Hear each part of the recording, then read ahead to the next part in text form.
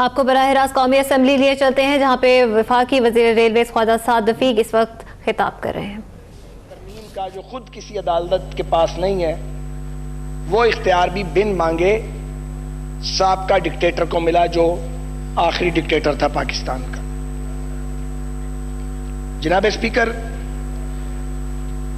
मैं जाती तौर पे उन लोगों में शामिल हूं जो ये समझते हैं कि सियासी जंग को अदालत के ईवानों तक नहीं ले जाना चाहिए, क्योंकि जब सियासी जंग अदालत के ईवानों में लेकर जाते हैं तो उससे न सिर्फ ये कि अदालती वकार मजरू होता है, बल्कि उससे मजीद पेचीदगियां जन्म लेती हैं और खलीज और दरारें बढ़ती चली जाती। बदकिस्मती से कुछ अरसा पहले से एक नए सियासी लीडर और एक नई सियासी जमात ने यह रविश अपनाई और मुसलसल उन्होंने सियासी लड़ाई को अदालत में ले जाने की कोशिशें की।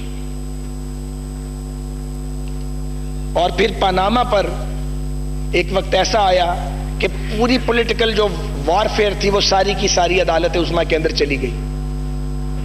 जाहिर है कि अदालत खुद तो नहीं गई किसी के पास कि आओ हमसे फैसला करवाओ, वहां लोग गए हैं और लोगों ने अदालत को इस बात पर आमादा किया कि वो उनके मुकदमात का फैसला करें।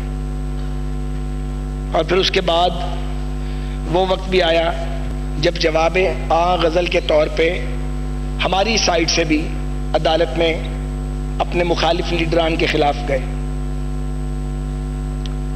जब सैयद यूसुफ रजा गिलानी को नाअहल किया गया था तो बतौर एक सियासी कारकुन और उनकी पार्टी के एक सियासी मुखालिफ होने के बावजूद मैं तब भी रिकॉर्ड पर था कि ये जो उनकी नाअहली का फैसला है, इससे पाकिस्तान की जमहूर और सियासत को नुकसान होगा और ये वज़राए आज़म को निकालने का एक और रास्ता निकल आया है। सो जो आदमी यूसुफ रजा गिलानी साहब की नाअहली को सपोर्ट नहीं करता, वो मियां नवाज शरीफ साहब या जहांगीर तरीन साहब की नाअहली की भी हिमायत नहीं करेगा। ये अपनी जगह, लेकिन जो सवाल इस वक्त पेश नजर है वो ये है कि एक ही अदालत के मुख्तलिफ बेंच और मुख्तलिफ फैसले, क्योंकि कानून एक है, बेंच मुख्तलिफ है और कानून के तहत जो कानून का रास्ता है वो भी बड़ा वाज़ेह है।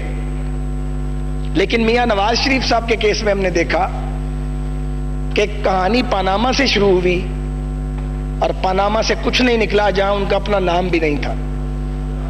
और जब पनामा से कुछ नहीं मिला तो उसके बाद उनके 50 साल पुराने कारोबार को खंगाला गया, उनके मरहूम वालिद के कारोबार को, उनके बच्चे जो बैरून मुल्क दहाइयों से सेटल्ड हैं 20-20 साल से, उनके कारोबार को खंगाला गया। और आखिरकार बीच में से बरामद यह हुआ कि चूंकि आपने अपने बेटे की कंपनी में बतौर चेयरमैन एक ओहदा था जिसकी तनख्वाह नहीं ली, तनख्वाह तो नहीं ली लेकिन चूंकि जिक्र नहीं किया कि आपको तनख्वाह मिल सकती है, इसलिए आपको नाअहल किया जाता है और एक मुंतखब वजीर आजम को खड़े खड़े फारिग कर दिया गया। मगर इसके बरक्स जब जनाब इमरान खान साहब का और जनाब जहांगीर तरीन साहब का मुकदमा अदालत में गया तो इसके बावजूद कि खान साहब अपनी ऑफशोर कंपनी का एतराफ भी करते रहे जो उन्होंने अपने कागजात में शो नहीं की थी, उनके 97 के कागजात तक नहीं जाया गया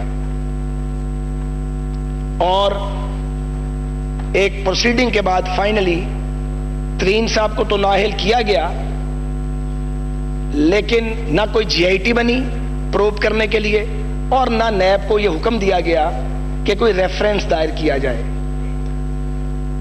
मैं ये बिल्कुल नहीं कह रहा कि उनके खिलाफ रेफरेंस दायर किया जाए या जेआईटी बनाई जाए उन्हें प्रोब करने के लिए, लेकिन मैं ये जरूर कहूंगा कि अगर ये इंसाफ है तो फिर पहले इंसाफ मुहैया क्यों नहीं किया गया और वहां आखिरी हद तक जाने की क्या जरूरत थी।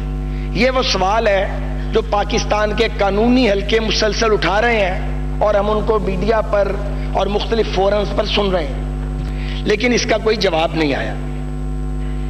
इसी तरह फॉरेन फंडिंग के मामले में यह मालूम है लोगों को कि पीटीआई की फॉरेन फंडिंग का मामला 2010-11 तक का मामला है ज्यादातर, लेकिन मौजिज अदालत उस्मा ने यह कदगन लगा दी है कि आप 5 साल से पीछे नहीं जा सकते।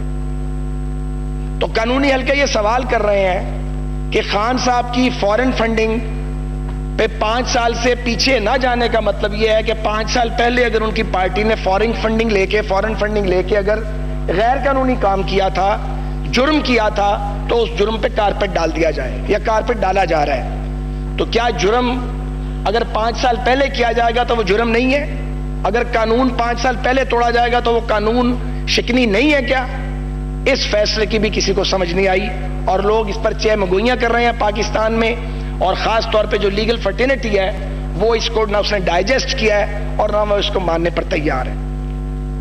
एक तरफ आलम यह है कि एक शख्स के बारे में वो अपने असासे जाहिर नहीं करता, उसकी ऑफशोर कंपनी का इतराफ करता है कि मैं ये जाहिर नहीं कर सका, उसको तो जाने दिया जाता है, और दूसरी तरफ एक शख्स को अपने बेटे की कंपनी से तनख्वाह न लेने पर नाअहल कर दिया जाता है। ये इंसाफ कैसा है? ये फैसला कैसा है? और क्या ये फैसले मुतनाज़ा फैसलों की फहरिस्त में शामिल नहीं होंगे? ये मुतनाज़ा फैसलों की फहरिस्त में शामिल हो चुके।